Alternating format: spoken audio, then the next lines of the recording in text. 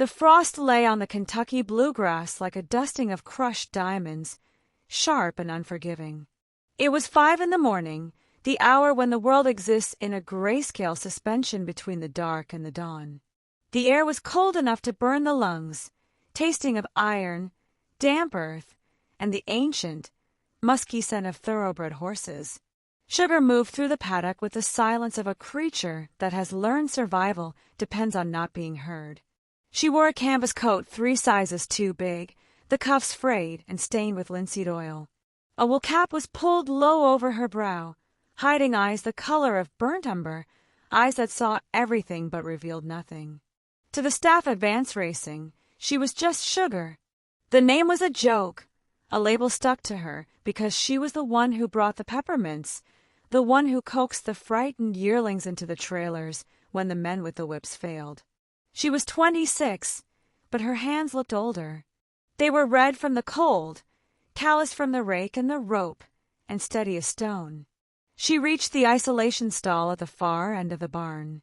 Inside paced, ironclad, a black stallion worth $3 million and possessing a temper that had already sent 2 grooms to the hospital. He was a monster of muscle and paranoia, kicking at the oak slats, his breath pluming in the frigid air like dragon smoke. Sugar didn't hesitate. She slid the bolt back. She stepped into the darkness of the stall. "Easy," she whispered. Her voice was not a command. It was a vibration, a low hum that seemed to sink into the straw. "The ghosts are just shadows, boy. They can't hurt you if you don't run from them." Ironclad pinned his ears back, baring his teeth. He reared, his hooves slicing the air inches from her face. Sugar didn't flinch. She didn't retreat. She simply stood her ground, radiating a calm so profound it felt heavy. Slowly, miraculously, the horse lowered his head. He stepped forward, sniffing the wool of her cap, his trembling subsiding into a rhythmic shudder. She had just placed a hand on his sleek neck when the barn door slid open with a violent screech. Sugar jumped, the spell breaking. Ironclad snorted and spun away.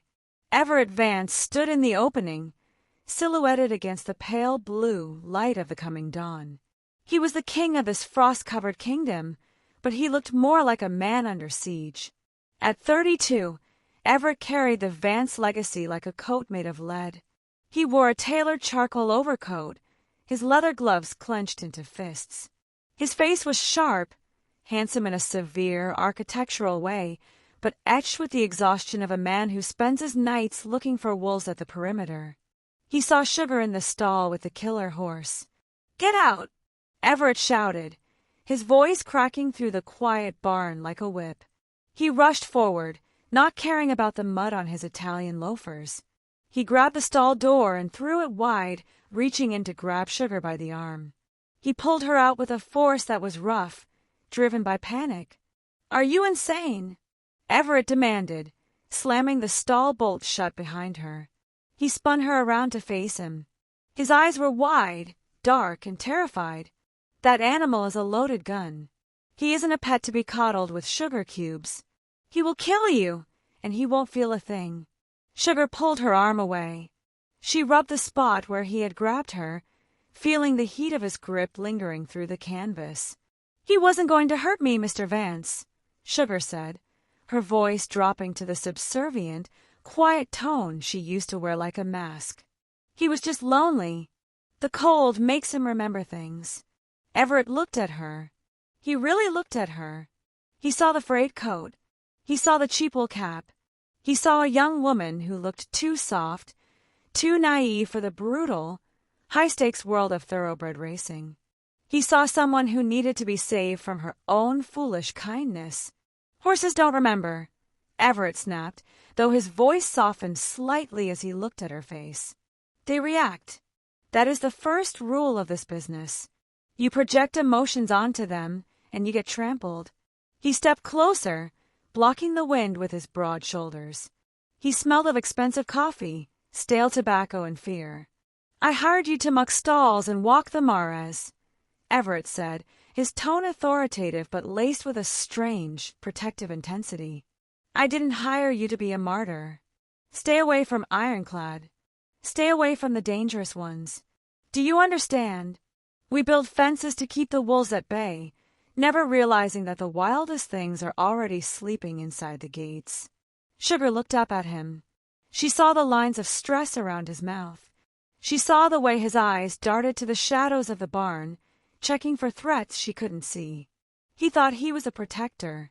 He thought he was the wall standing between her and the brutality of the beast. He had no idea that she had been raised in a world far more dangerous than a horse stall. He had no idea that the sugar he saw was just a glaze over something much harder. "I understand, sir," Sugar lied, lowering her eyes. "I'll stick to the ponies." Everett exhaled, a cloud of white vapor escaping his lips. He reached out, almost touching her shoulder, then pulled his hand back, remembering the chasm of class and duty that lay between them. "Good," he whispered. "I don't need another tragedy on my conscience. This world, it eats the soft things first, Sugar. Keep your head down. Stay safe." He turned and walked away, his boots crunching on the frozen gravel, marching back toward the manor house on the hill, a house that looked less like a home and more like a fortress guarding secrets. Sugar watched him go.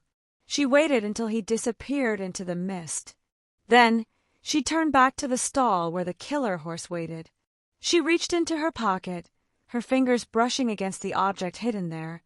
Not a sugar cube, but a tarnished silver stopwatch, the kind used by track riggers and cheats. "He thinks he's protecting me from you, boy," Sugar whispered to the horse, a sad, knowing smile touching her lips. "He doesn't know I'm the one he should be afraid of."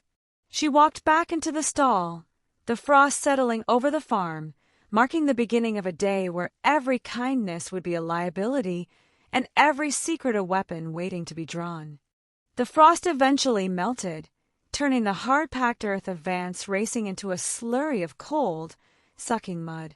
For the next 2 weeks, the estate existed in a perpetual twilight of gray rain and low clouds. The elegant white fences that lined the paddocks looked like ribs protruding from the earth, enclosing a world that was slowly drowning.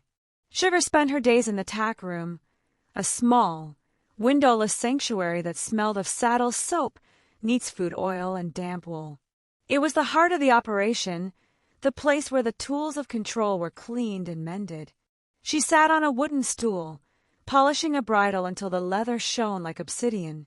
She was scrubbing away the sweat of a nervous colt when the door opened. Everett stepped inside. He brought the rain with him. His trench coat was dark with moisture, droplets clinging to his hair. He looked out of place among the halters and bits, too tall, too expensive, too clean.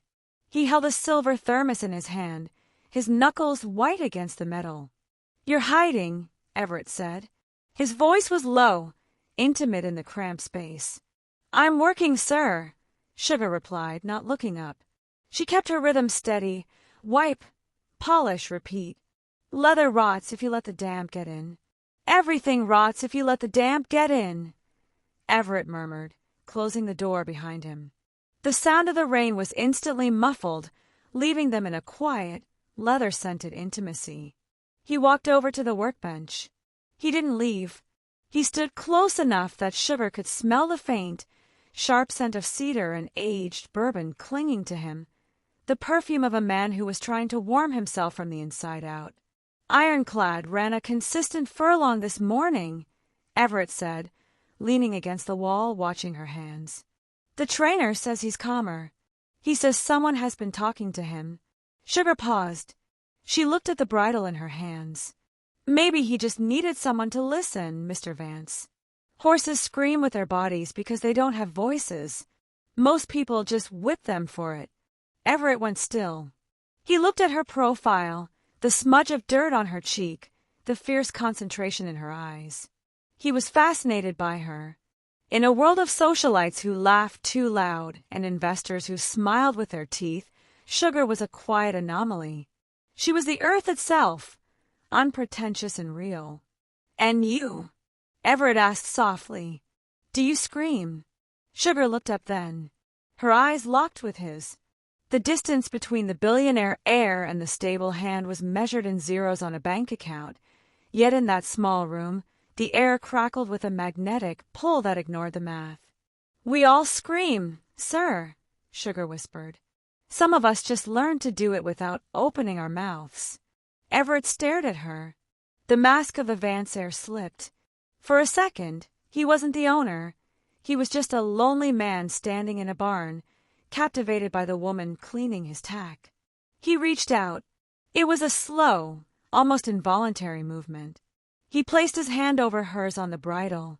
His skin was warm, smooth, manicured. Hers was rough, chapped, stained with oil. The contrast was stark, the silk and the sandpaper. "You have cold hands," Everett whispered. He didn't pull away. He covered her hand completely, his thumb brushing over her knuckles, trying to transfer his heat to her. "I'm fine," Sugar breathed, her heart hammering against her ribs. She knew she should pull away. She knew the danger of this. She wasn't just a groom. She was a woman with a stopwatch in her pocket, and a secret that could burn this estate to the ground. Getting close to Everett Vance was not part of the plan. But his touch was so gentle. It was the touch of a man who wanted to protect, a man who saw her fragility and mistook it for weakness. "You don't belong in the mud, Sugar," Everett said, his voice thick with a confusing mix of desire and regret. "You have eyes that have seen too much. I want to put you somewhere safe, somewhere the rain doesn't touch you." "There is no such place, Everett," she slipped, using his name. He didn't correct her. He leaned in, the scent of cedar overwhelming her senses. He looked at her mouth, his gaze dropping, hungry and terrified. He was the prince in the tower, and she was the peasant, but right now he was the one begging to be let in. Suddenly, the sound of tires crunching on gravel cut through the rain outside. Everett stiffened. The spell shattered. He pulled his hand back as if he had been burned, his face hardening instantly into the mask of the strategist. He moved to the small, grime-encrusted window and peered out. Sugar watched him. She saw his shoulders tense. She saw his hand go to his pocket, checking for his phone. "Who is it?" Sugar asked, standing up, the bridle forgotten. "Investors," Everett lied, but his voice was too tight. "Problems with the syndicate. It's complicated." Sugar moved to the window, standing just behind him. She looked over his shoulder. A black sedan had pulled up near the main house. It wasn't a luxury car. It was a heavy, nondescript model with tinted windows. A man stepped out. He wore a beige trench coat and a hat pulled low against the rain. Sugar's blood ran cold. She knew that coat. She knew the way the man walked. A slight limp on the left side, a remnant of a kneecap shattered by a lone shark in Chicago 3 years ago. Silas Thorne, the enforcer for the Midwestern betting ring. "That's not an investor," Sugar whispered, her voice barely audible. Everett turned to her, his eyes wide with alarm. "Stay here. Stay in the tack room. Lock the door. Do not come out until I tell you." "Everett, don't go out there," Sugar warned, reaching for his arm. "He's dangerous." Everett looked at her, confusion warring with his fear. "How would you know?" Sugar froze. She had slipped. She had revealed a crack in her disguise. He looks like trouble," she stammered, retreating into the role of the frightened girl. Please be careful." Everett looked at her for one agonizing second longer. Then he nodded. "I have to handle this," he said, the weight of the Vance legacy crushing down on him again. "I have to keep the wolves away from the gate. We build walls to protect the things we love, never seeing that the enemy has already been invited to dinner." He opened the door and stepped out into the pouring rain, marching toward the man who represented everything he was trying to hide. Sugar stood alone in the tack room, her heart pounding, clutching the leather bridle like a lifeline. She watched him walk toward Silas, realizing with a sick feeling that Everett wasn't protecting her. She was the one who knew exactly what kind of monster had just arrived, and she was the only one who knew how to kill it. The rain stopped as abruptly as it had begun, leaving the Vance estate shrouded in a silence that felt heavy, wet, and accusatory. The mud in the paddocks glistened like crude oil under the porch lights, and the air turned bitter cold again, freezing the droplets on the window panes of the main house. Everett sat in his study. The room was a cavern of mahogany and leather, usually a place of refuge, but tonight it felt like a courtroom. The fire in the hearth had burned down to embers, casting long, skeletal shadows across the Persian rug. He wasn't alone. Sugar stood near the door. She had never been inside the main house before. She felt small against the towering bookshelves and the oil paintings of Everett's ancestors, men who looked down at her with judging, painted eyes. She was still wearing her damp canvas coat, clutching her cap in her hands, dripping water onto the pristine hardwood floor. She had come because she saw the lights on. She had come because she knew what Silas Thorne was capable of, and the terrifying look on Everett's face when he returned from the driveway had haunted her for the last hour. "You shouldn't be here," Everett said. He didn't look at her. He was standing by the fireplace, his back to the room, staring into the dying orange glow. One hand rested on the mantel, the other was clenched tight around a glass of whiskey he hadn't touched.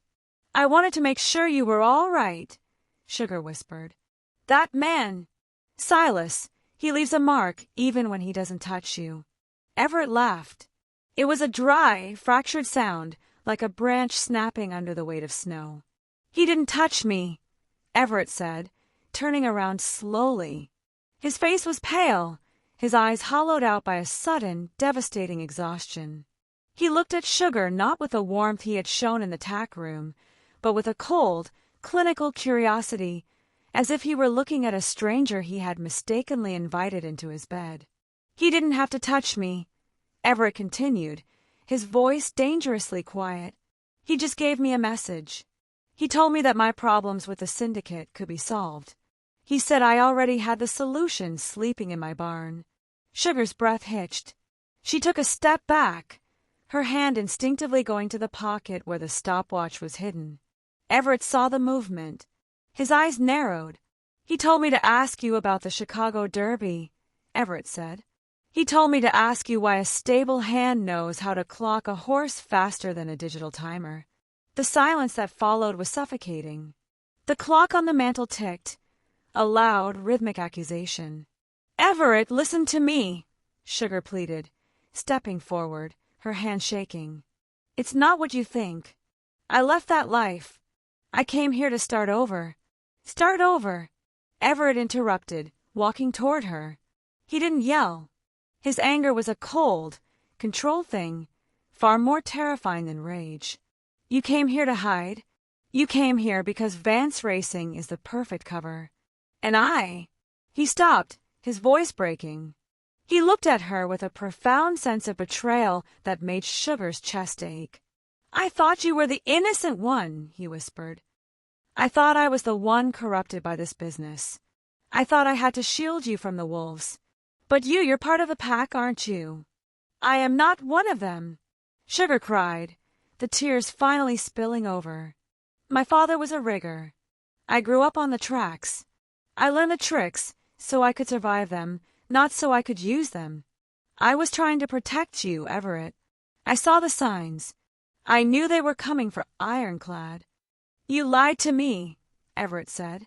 The sentence was a wall slamming down between them. "Every time I looked at you, every time I trusted you with my horses, with myself, it was a lie." He reached out his hand. "Give it to me," he commanded. Sugar froze. "The stopwatch," Everett said, his voice hard as steel. "Silas said you kept it. Give it to me." Sugar trembled. That watch was the only thing she had left of her father before the gambling debts swallowed him whole. It was her talisman. But looking at Everett's shattered expression, she knew she had no choice. Slowly, she reached into her pocket. She pulled out the tarnished silver watch. She placed it in Everett's outstretched palm. The metal was warm from her body. Everett looked at it with disgust. It was the tool of a cheat, a fixer, a liar. It was proof that the woman he was falling for belonged to the very world that was trying to destroy his family's legacy. We tell ourselves that love is a shelter, not realizing that hiding someone in the dark is just another way of burying them alive. "You're fired," Everett said softly, closing his fist around the watch. "Everett, please," Sugar begged, reaching for his arm. "They will hurt you. You don't know how they work. I can help you fix this." "Don't touch me," Everett recoiled, stepping back as if her touch were poisonous. "I don't want your help. I don't want your secrets. I want you off my land." He walked to the desk and pulled out a stack of cash, petty cash he kept for emergencies. He threw it on the desk. It wasn't payment, it was a dismissal. "Take it," he said, turning his back on her again. "Go back to Chicago. Go back to Silas. Just get out of my sight." Sugar looked at the money.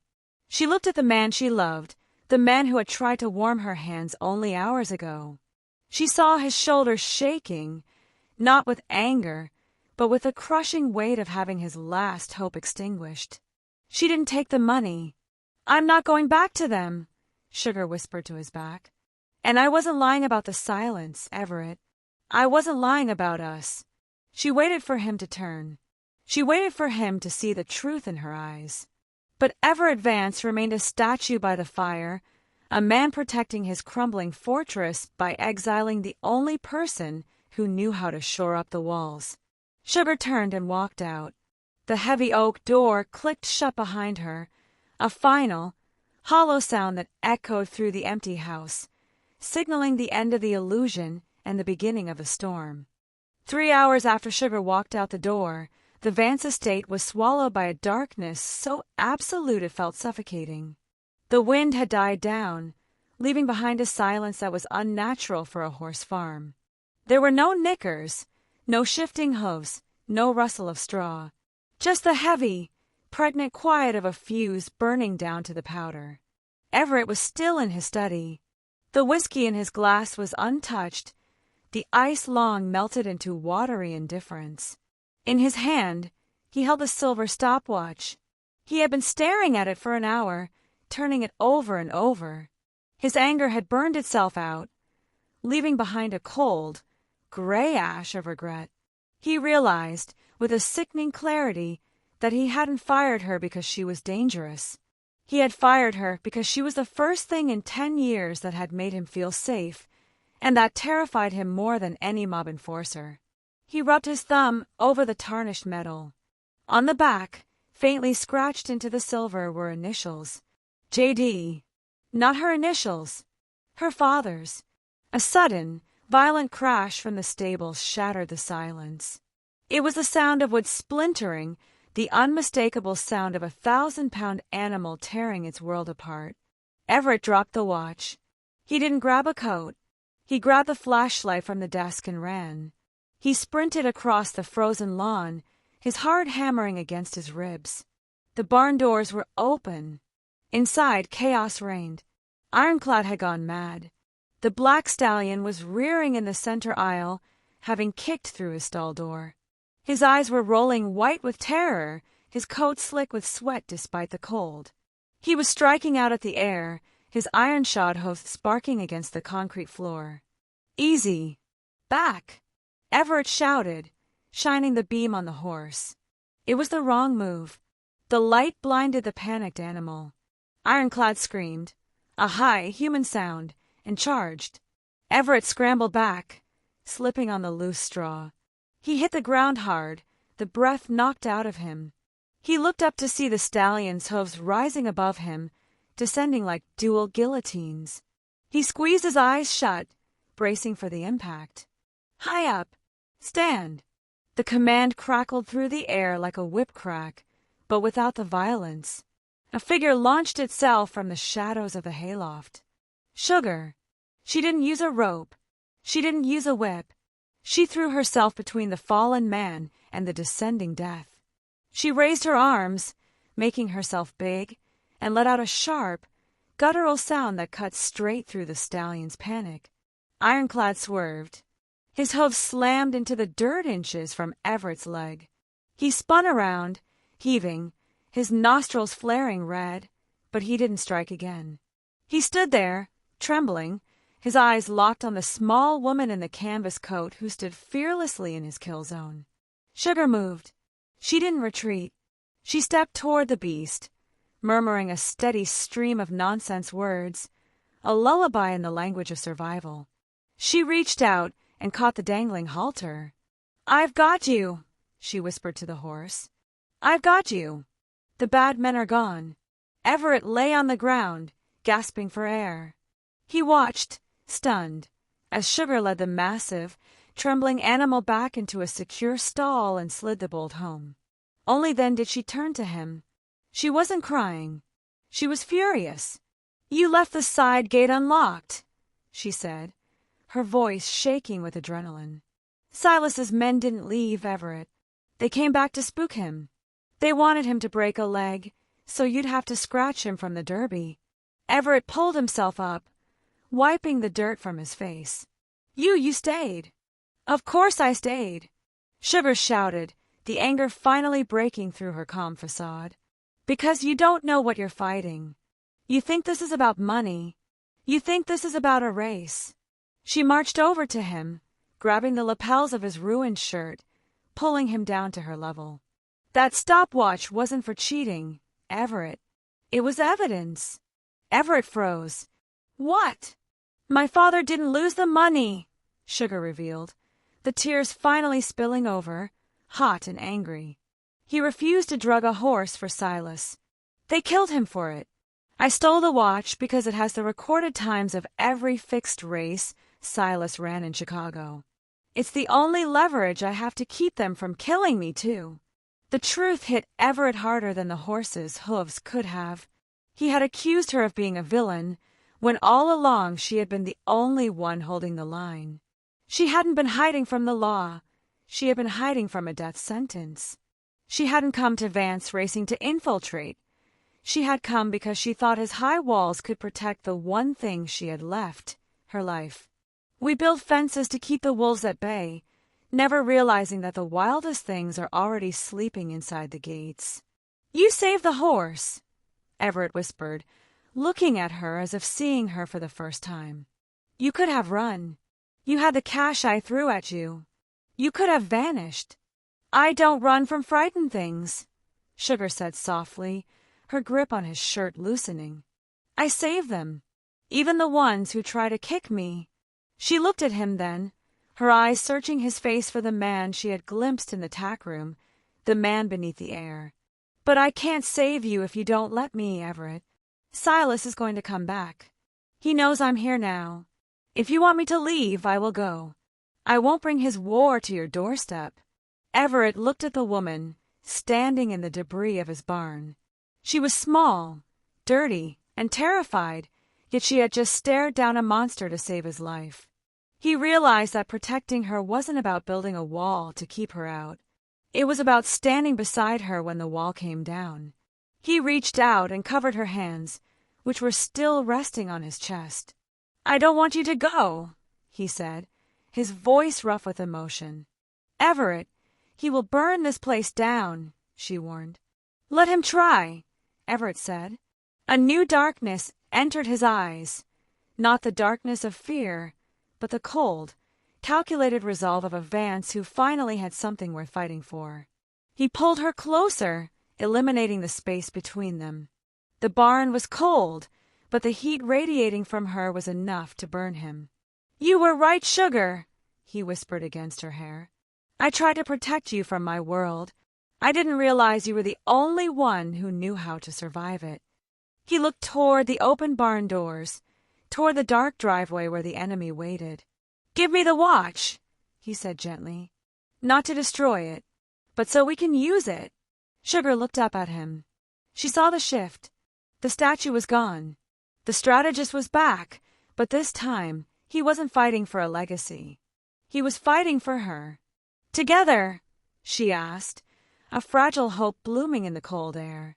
"Together," Everett promised. "Now let's go lock the gate." The dawn didn't break over the hills of Kentucky. It bled in. A bruised purple light seeped across the horizon, illuminating the mud, the shattered barn door, and the flashing red and blue lights of the state police cruisers silently parked on the gravel drive. The war was over. It hadn't ended with a shootout, but with a phone call. Everett stood on the front porch of the manor, leaning against the white pillar that had supported his family's weight for generations. He watched as the officers led Silas Thorne into the back of a cruiser. The enforcer looked smaller in the morning light, stripped of his shadows. The silver stopwatch, handed over to the racing commission agents, had contained enough data to dismantle the entire syndicate from Chicago to Lexington. Everett didn't feel triumphant. He felt light. The heavy oak door opened behind him. Sugar stepped out. She had washed the dirt from her face, but she was still wearing the oversized canvas coat. She held 2 mugs of black coffee, steam curling into the cold morning air. She didn't hand him the coffee immediately. She stood beside him, watching the police cars roll down the long driveway, disappearing past the iron gates. "They're gone," Sugar whispered. It wasn't a question. It was an exhale, a breath she had been holding for 3 years.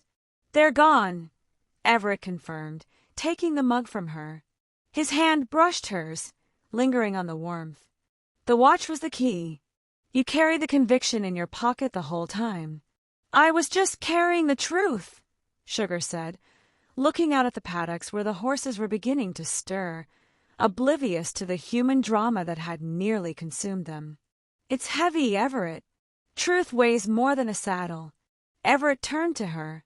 In the harsh light of morning, he saw the exhaustion in her eyes, but he also saw a resilience that humbled him.